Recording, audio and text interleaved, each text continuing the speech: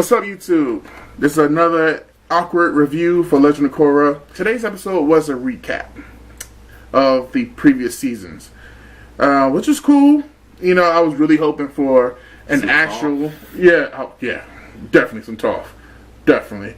But we got a recap, which was cool. It was cool. You don't get, recaps like this. You know, some shows don't do, recaps like how Avatar does it. Like, usually this show, anime style, where it's like, we'll show you everything. Or you remember when flashback. I remember that. I also remember when flashback. Bubbles. So, but this was basically you get a flashback with like a pop-up video, critique, commentary from the characters, which is funny because you had Prince Wu and Mako, and then you had Asami with Korra, then you had Bolin with Varric. Each one of their three sides were, good. Both Bolin and Mako's versions were more comical. Yeah. I would say Mako's a more romantic side, his relationships. Well, yeah. And that frame. You had Korra's is more about her choices and, previous villains. Yeah. And then you have Bolin. What affected what? And comedy. Yeah. And Bolin with the comedy. Bolin was pure comedy. So, and I think that's what Korra was about these seasons. Like you had, other than the main stories, you had those romantic, the choices and action stuff mixed with the comedy. So I think they did well with it. You have Wu once again learning to fight. Yes. This little episode, even though it was a recap, you get a little bit of how we, starting to like Wu. I started to like him a lot more because you still don't like Wu? I'm okay. After this episode, I kind of did like him a little more. Okay. All right. See, Wu down. Wu down. But with Wu, I mean, he's pretty much telling Mako, "Hey, you didn't break up with this person, and then you got with this person." Like, it was the stuff that a lot of us, have, thought through the season. You want to know with Mako and Asami and Korra with that love triangle, and kind of put everything in perspective there that Mako is just not great with relationships. He's not at all. No. He gets the girl, but when it comes to getting them, he's just another one comes along and he doesn't end things the right way or start things. He's just that type of guy. He's not ready. He's just not ready. And then Korra talking about all her choices.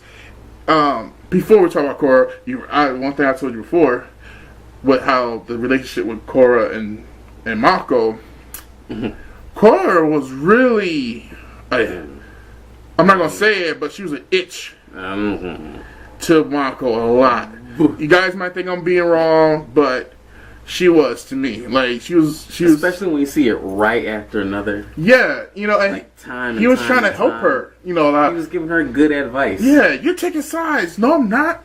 What are you talking about sides? Everything was about that. And what are you doing? I'm at work. That's his job. It's like she's getting mad at because he's at work. Like, I mean, it was just, that's why I liked Avatar Wan's 2 episodes in that season, because it was a nice little break. Yeah, it was. But back to Korra, her situation, and she talked about her choices that she made and a lot of bad choices that she made. Fighting each villain. Yeah. And she was looking at the negative parts. Right. Which was something that you see that she made a lot of bad choices. But with those bad choices came some good with it at the end. When it was from, the whole harmonic conversion and, not listening to her father and going with her uncle and that whole situation, you had something good come out of it because you had, the kid's, what's his name? Daughter, Tenzin's daughter, sorry. Jinora. You see that in that whole situation, which was like really cool that, even though she made that decision to have everything go up like that. Jinora powers grew, and if it wasn't for Jinora, I mean, Korra would have been done. You really get to see that once again, cause if you forgot. So, she made these choices, but during these choices, other things happen. Like Jinora knowing more about her powers, and when you had the spirits out now, and stopping Amon, right, which led to actual equality for non-benders. Yeah, being represented by the president. And it was that. Yeah, she had a lot of pros and a lot of cons, but there was a lot of pros to it. So, I mean, it worked in a sense. Like her bad decisions led to new airbenders. Yeah, right. Yeah. So, I mean, you take the good with the bad, and that's what you have. The facts of life. You had the story with Bolin and Varric with the refugees in the boat. They're giving this, storytelling and stuff, and Bolin wants to tell a story, but Varric wants to do it like a mover. So he has all these singing and dancing type stuff with this story. But Bolin's like, hey, that's not really happened. Not tuck. Yeah, he wants to go with the not tuck. And Bolin's like, no, that's not what happened. And like everybody agreed that they liked the Varric version better because it was cooler. It was a lot of fun. The way he told it. And that one guy's like, it's just a mover. Yeah. Just enjoy the ride. Just enjoy. Okay. I think that's for us. Yeah. Because I think we take things a little too serious when it comes to our favorite shows. So, I mean, they said it right there, and I think that was something from the creators doing that secret, like, hey, just a show, But Varric's jokes and stuff with Amon and everyone as one unit, the Fearsome Four, or Terror Square. Like in that little scene that had all the villains on the phone, and what's this, the one, the evil kite? I can't. Vatu. I'm so bad with names. Amon is on the phone. He's like, "Hey, Vatu, well, I figure you at home. Oh, ha, because I'm stuck in a tree." There's like a little phone there too. Like I'm trying to think, did they go and edit the phone in there, or did they just recreate everything and just do it as that? But all in all, that was a funny little area right there. But besides that, that was it. It was a 20-minute episode. This is just a recap.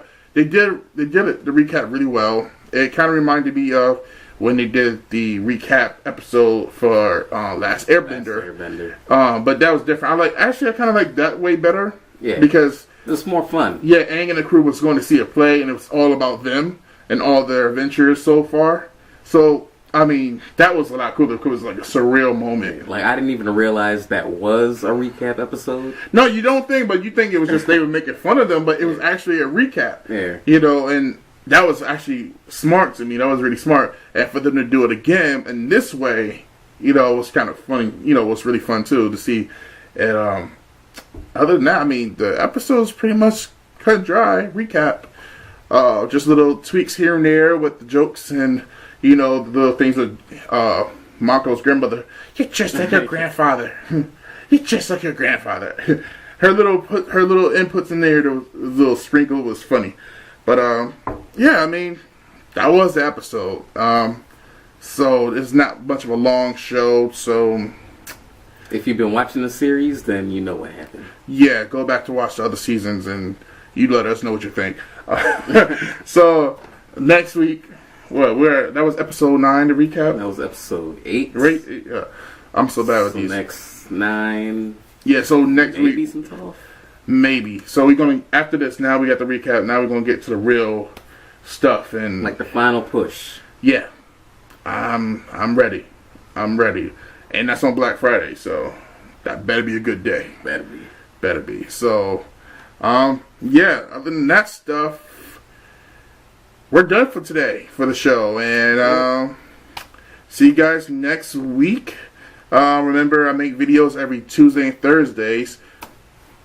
And we're out.